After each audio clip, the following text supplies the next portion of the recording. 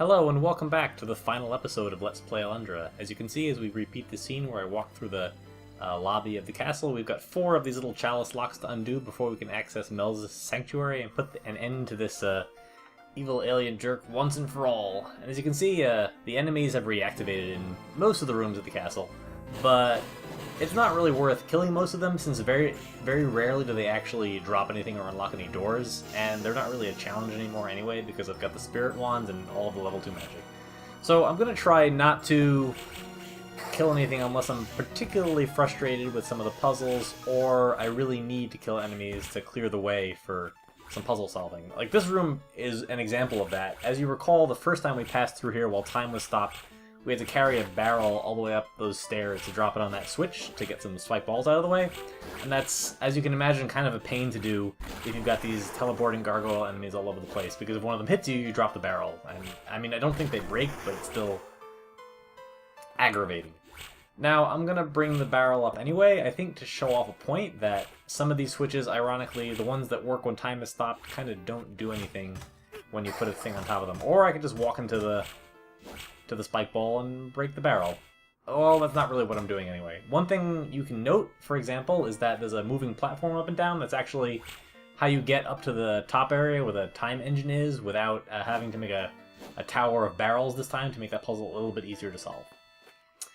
Okay, so one thing I'd like to mention while I'm going through this is that when I was recording the ending to this game, the emulator that I was playing this in did not record the sound. Therefore, at the end, after I beat the final boss, I will provide an annotated link to another YouTube video of the ending, and I'll be giving my final thoughts on the game as I play through it, as opposed to during the credits like I have during my first couple of LPs. And there's plenty of time to do that because there's an awful lot of backtracking. This final dungeon is extremely confusing, and the puzzles, even though I'm eliminating and cutting out most of my failed attempts, still take a while. So, for example, I can give my final thoughts on how much I'm not going to miss the incredibly frustrating jumping physics of Alundra, because this puzzle is just a shining example of how aggravating it is. You have to make your way through all 9 of these flame geysers. I mean, it's not as bad as it could be because there are no diagonal jumps, which tend to be the most aggravating thing, or corner jumps, which tend to be the most frustrating things to accomplish in Alundra. And the fact that they have these little columns that you can jump on make it really clear what your path is supposed to be, but it still takes a really long time. You know, Alundra is not super responsive, and it's really frustrating to have to do the whole thing all over again every time you miss. I guess it's fine, because this is the final dungeon and the hardest puzzle should be here, but I mean, the whole thing is just so tedious. I mean, half the time when I'm wandering around here, I don't really even know where I am in relation to the rest of the game.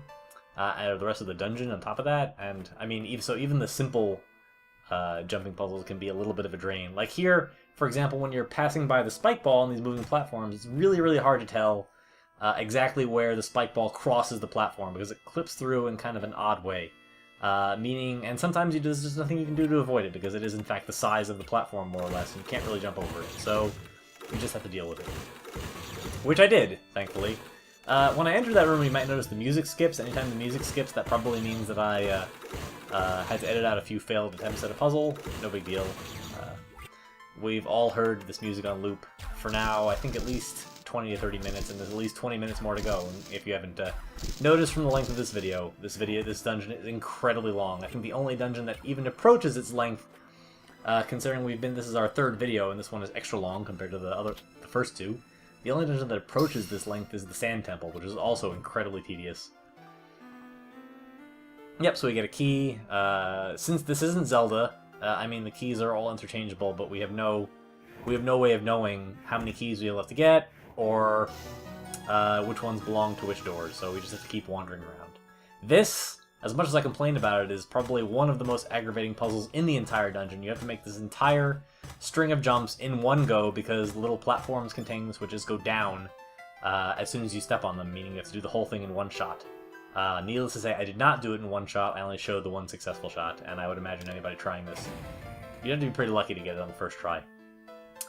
Okay, so this is one thing that I can consider a kind of a positive of this dungeon, is that it gives us the opportunity to explore a lot of...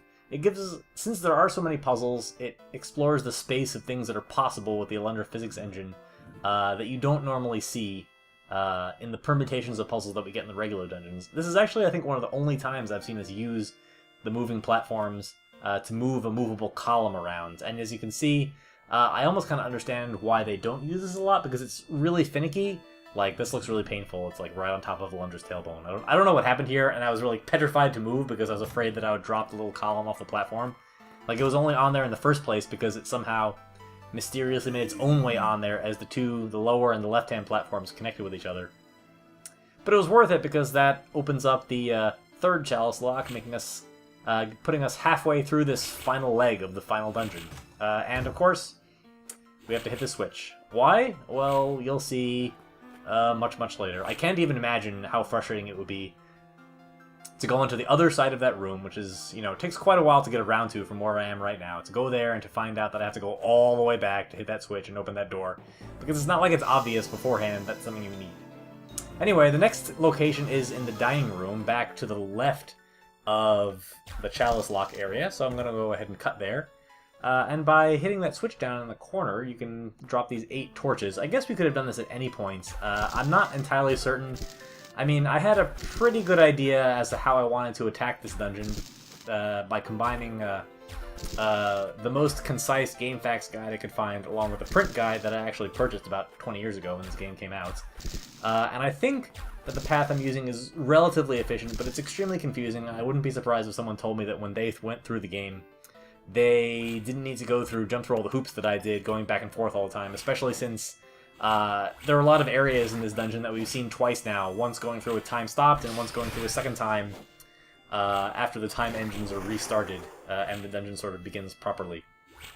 Yeah, I know also that I have the Spirit Wand, and I really don't need to fight these guys with a sword. It's just needlessly endangering myself, because as you can see, they do like 9 points of damage, even with the best armor in the game, so I'm really not doing myself any favors. And I can't find that last guy. Somewhere around here. Yeah, teleporting enemies. So much fun. You know what? I think in about 10 seconds, maybe less than that, I've had enough of this, and it's about time to just go ahead and, instead of trying to fight these guys honestly, just to show what it's like, just to go ahead and go back to using the Spirit Wand. It's very satisfying. I swear to God. Anyway, this is definitely worthwhile because clearing this room gets us the 50th and final life vessel. And not shown here, I had heard a rumor that if you have all 50 life vessels, you can get the legendary sword from King Snow's statue, as opposed to the normal way of getting it, which is to die like 16 times and then talk to him. And I did in fact go back to check this out, and it didn't do anything, and I didn't get the sword. So, since it's exactly the same as the dialogue I showed the first time I went to the King Snow statue, I haven't shown it again. Okay, let's continue to explore.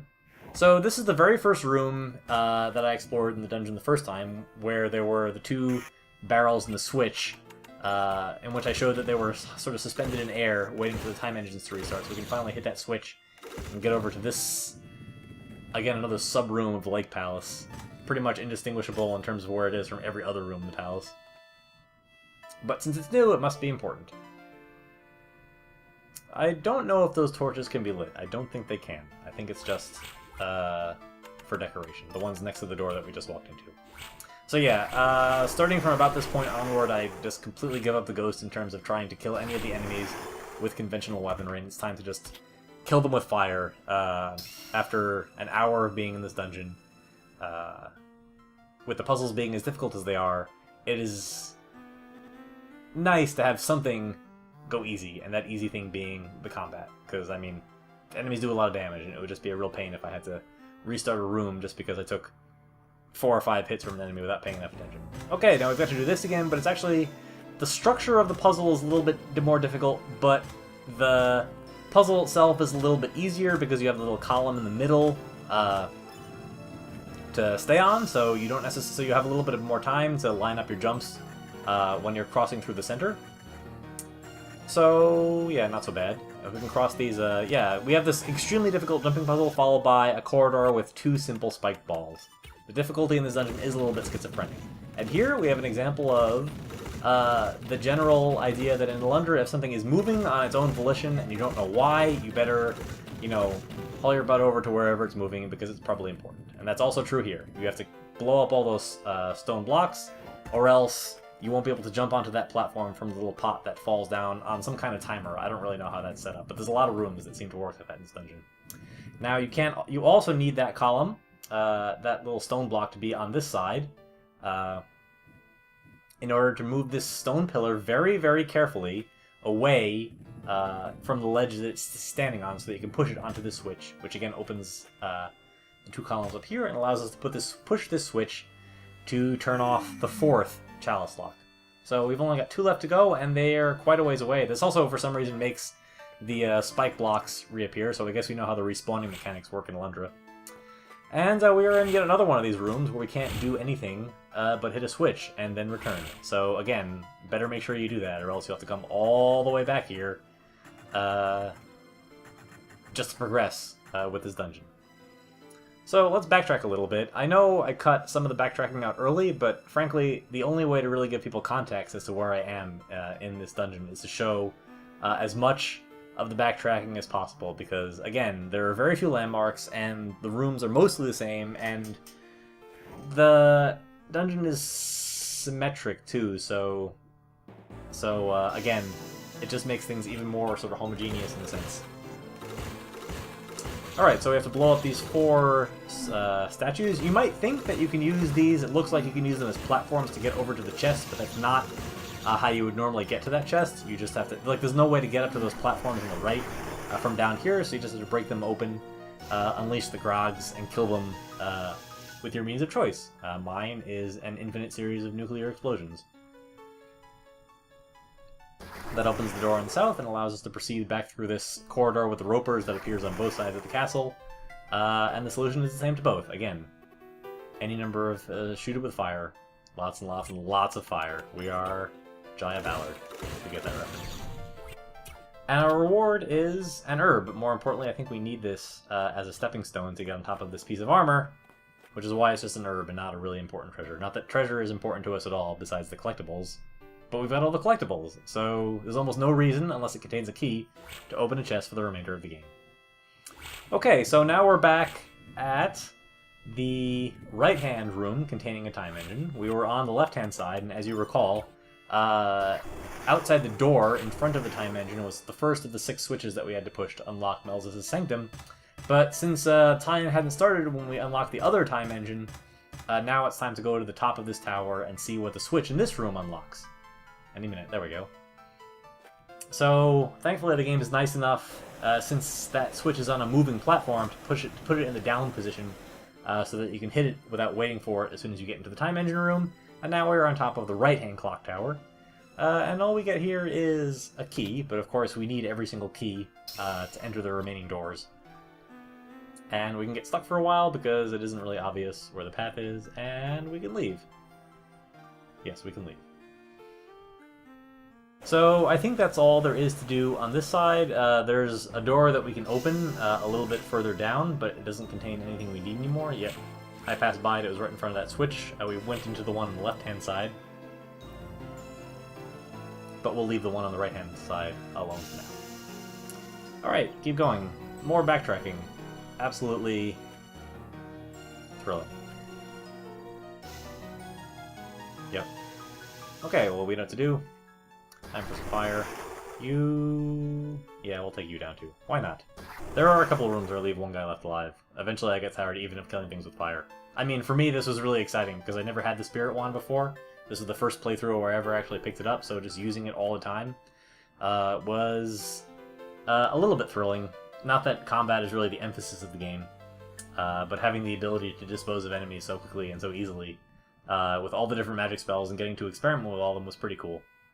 I mean, fire I think is still generally the most useful, especially since a lot of enemies will attempt to hone in on your position, so having something that expands outward from you as opposed to the random rocks from the earth magic or the water magic, which again is centered around you but does much less damage. The fire is still pretty much the best. Okay, so we're back here. Again, like I said, there's a lot of rooms that we have to repeat because we have to return to certain areas with time started again. So you'll be seeing a lot of the same rooms that you saw in the previous episode. And I think this is actually our 3rd time in this trip to the dungeon in this left-hand time engine tower. This time we're going to go all the way to the top and go back through pretty close to where we we passed through the engine, because we didn't have a key the first time we came up here, and now we do. One from the right-hand side. And we might as well kill these guys, just in case we need to carry a barrel around. There actually is one guy kind of stuck up in the upper left-hand corner. We won't see him again for a while. So you might think that since these switches push these spiked balls up, for one, you can tank some of the hits, so it really isn't that big of a deal. I mean, I can actually walk through the ones over there and move over to the moving platform I showed you the first time we were here, after I kill this guy. But you might ask, why don't you just put a barrel on the switch? And the answer is because it doesn't actually do anything. Yes, they worked when time was stopped for some reason in this room, but they don't do anything right now, which is really, really dumb. So what at least I thought you have to do is actually, there's a rhythm by which you can, if you're very careful with how you jump, push the spike balls up faster than they fall, and eventually that will give you a little bit of time to run under them, you know, first up the stairs, although I just tanked the hit anyway because I have infinite heals. And now, I mean, I don't know how you time this correctly because you can't actually see the moving platform until you move under the spike balls in the first place, so all in all, I do not like this room at all, and I'm glad I will probably never have to see it again. Alright, so we're gonna head on through this door. Now, the first time we passed through here, we fell down the bottom, and now we have to fall off to the right, onto the roof, which is an area of the castle we haven't really explored yet. There's a whole bunch of little rooms here, and some of these are the rooms that we needed to hit switches for earlier, the ones where I pointed out that we were only in the room very briefly to hit a switch and move a door. This, I think, is the first one, the upper one, the one that I hit more recently. So yeah, if we would have had to make our way here, we would have found out that door would have been blocked, and we would have had to go all the way back and hit the switch, and then go all the way up the tower, and then back off the side and on the roof, and it would have been a big pain in the butt. I know, because I've done this before. Anyway, this gives us access to this pathway, which I didn't even realize initially was a part of the dungeon, really, the arch that you pass under when you enter the lobby of the castle in the first place. It's pretty cool. Like, we're getting to see pretty much every part of the castle. Like, you kind of do get the sense that you're exploring literally everywhere, and that, like, you're starting to run out of possible places to go if you imagine a map of the castle in your head. Okay, here's the second room, the one on the other side, the one that we visited a little bit much earlier, almost at the start of the dungeon, at the start of this episode. And while we're here, we might as well kill a few enemies. Yes, I noticed, by the way, that there were a few points where I was using the fire magic without the spirit wands, and I'm down to only one magic seed, but this will be addressed later. I guess you could almost say that I was demonstrating the use of a magic seed on purpose, because God forbid, like, it's not like I'm using anything, any of the items that I'm picking up as I show them off in treasure chests, so I might as well take some damage, use some magic, and then I can at least use them, instead of just putting them back in the chest. Yeah, that's exactly why I did it. Exactly. As long as there are no further questions. Of course, you can't use the spirit wand to hit switches, so I have to keep taking it off. Sure, game, take my fun away. I finally get the spirit wand, and you keep making me not use it. Not fair, I tell you. Okay, so where are we now? So if we move up this here, this is actually the 5th switch. There's some small graphically rendering problems keeping us from actually seeing what the room looks like. I promise it's not actually dark, it just didn't record very well. So that's 5 switches, one more, and we can head to the back into Melus' sanctum and confront him again. Finally, I hope.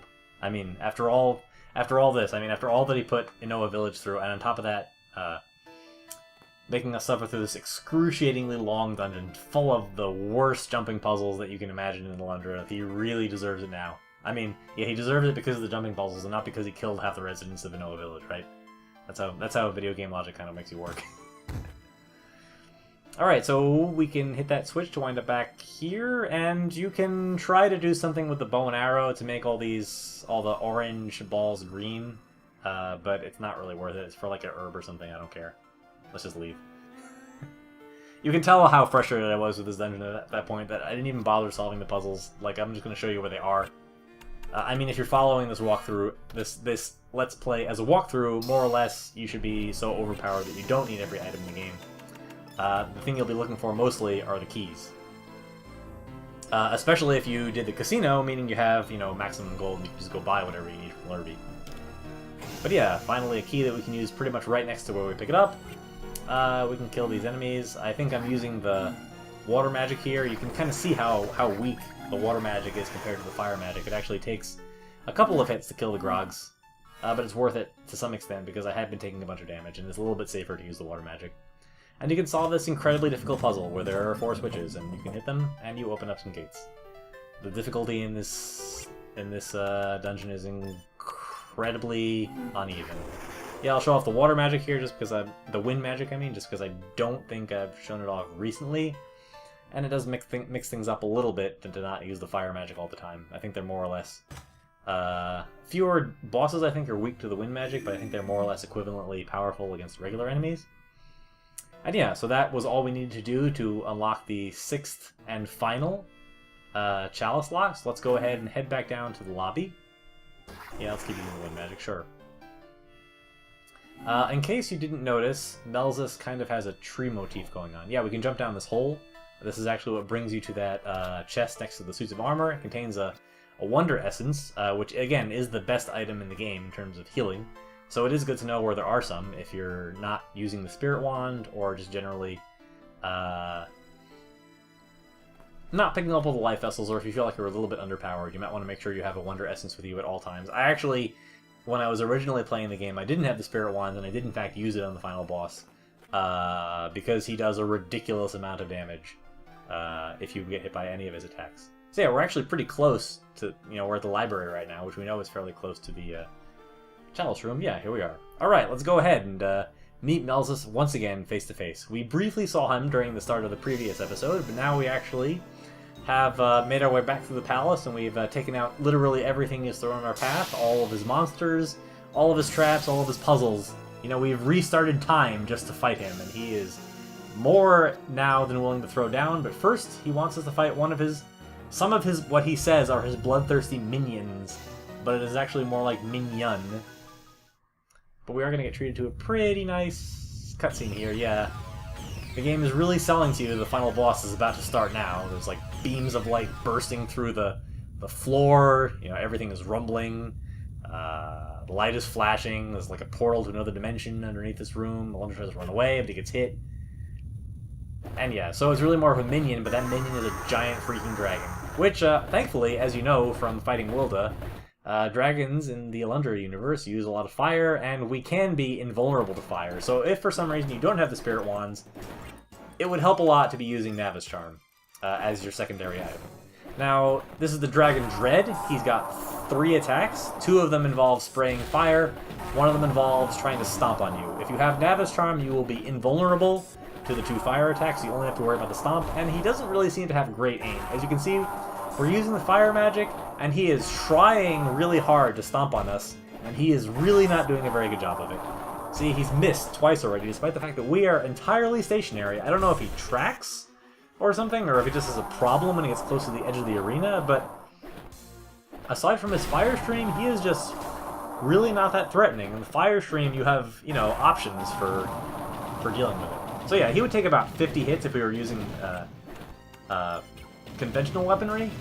He takes about 9 with magic. So if you have a magic elixir and a Wonder Essence, you can actually just spam the magic and kill him, even without the Spirit Wand, but that would leave you with nothing to fight Melus with. Okay, so we're at full magic and full health, but we've got a cutscene first. All the people in Anoa Village, the handful that are still alive? Yeah, so here, this is actually pretty amusing, because Burgess says that he hears the sound of Alundra's voice. Alundra, the character who has not really had a single line of dialogue in the entire game, and as far as we know, cannot speak, because we haven't heard it. Except for saying yes or no, just like every good RPG protagonist. But somehow they can hear his voice. I would love to hear what it sounds like. I would love to know what it is they hear that they think Alundra's voice is. Or, maybe he's just a blabbermouth. Maybe he talks in his sleep? I don't know. So yeah, every time, it had been, obviously, about 3 years since I re-recorded the next episode of this LP, and seeing this scene, I think it really touched me how few villagers were left alive in Anoa Village, seeing this, how small they look gathered in a circle. It's very touching to think that they've all banded together and that Alundra is really their last hope. So the purpose of this scene is actually they're going to wish and hope for you, and if for some reason you were really run ragged by your fight with the Dragon Dread, they will refill your health and they will refill your MP. But of course we have infinite MP, and we have infinite healing spells, and we have maxed out healing items. So I really appreciate the thought. You know, it's a gift. It's really the thought that counts. So, and also the sentiment. Because, again, these villagers have been through a lot. I mean, Melus has killed our father figure. He has killed, I think, more than half the villagers in Anoa, or his minions have killed them. For these people who have lived terrorized by the cult of Melus for generations, who have lived with it haunting their dreams for years and years, it must be just an incredible hope spot to know that someone who could challenge Melus, who was powerful enough to do it, had appeared.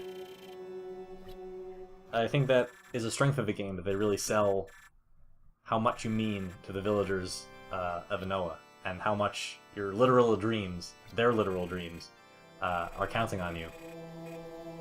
Even Maya, you get to go into her dreams, you get to see a little bit of her, even though she's technically sort of on par with you as a protagonist in terms of power level.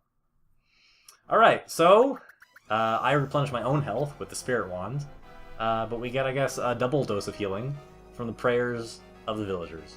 So we will take that in our pocket, and we will use that against Melus. Right. So, here we go. Melus is ready to throw down. Again, he's got that tree motif going on, which implies that he is weak to fire, which is great because we have plenty of fire to spare. Now, Melus is actually extremely easy. He will appear with a bunch of doppelgangers in 2 patterns, in a group of 3 on the top, or a group of 4, 1 in each corner. And the last one to show up is always the real Melus, and hitting him will always interrupt his attack. So I have actually never seen Melus' attacks, because it's quite easy to do this. Actually, easier to do this with a physical weapon like the sword than it is to do with the magic, just because the swords, the physical weapons, have a shorter attack animation than the magical weapons do. So while the magic does way more damage and ends this form faster, it's a little bit safer to do it with weapons, just in case you miss and you have to do the magic animation all over again. Doesn't really matter because we have infinite healing spells. But it can but either way, you'll fast track yourself to his final form, his true form. It's pretty creepy, again, especially if you're not prepared with all the most powerful items in the game. But Melus is a giant brain, eye, hand thing. So yeah, this form does crazy amounts of damage and has a high density of attacks. If I hadn't blown up the hands with the fire magic, they would do like 12, 13 points of damage to me if they actually got a hold of me. Even the eyes do 8. But we've got the Spirit Wand and Infinite Magic, and we are just going to sit in his face and blow him the heck up. And that is the end of Melus. Again, you can do this the same way without the Spirit Wand if you just have a Wonder Elixir. That's always how I did it when I played it, when the game came out during the PlayStation era. But yep, that is basically it. So we're going to see Melus. We have one more final task to do, which is to strike him exactly once and burn him away. So the ending of the game is an animated sequence, and again, as I said, the audio didn't record to it, so I'm going to include an annotation to a video of the ending, and you can watch it without any commentary from me as soon as I leave this room. So, thank you very much. I hope you enjoyed this very, very long to complete LP of Alundra, and I hope you will enjoy my next project, which I hope will be starting hopefully not too far after I put up this video. So now that we've burned Melus to death, and the sanctuary is collapsing, I hope you enjoy the ending. I hope you enjoy Lars's final lines of dialogue, the final lines of the game. Yep, and I will see you in my next project.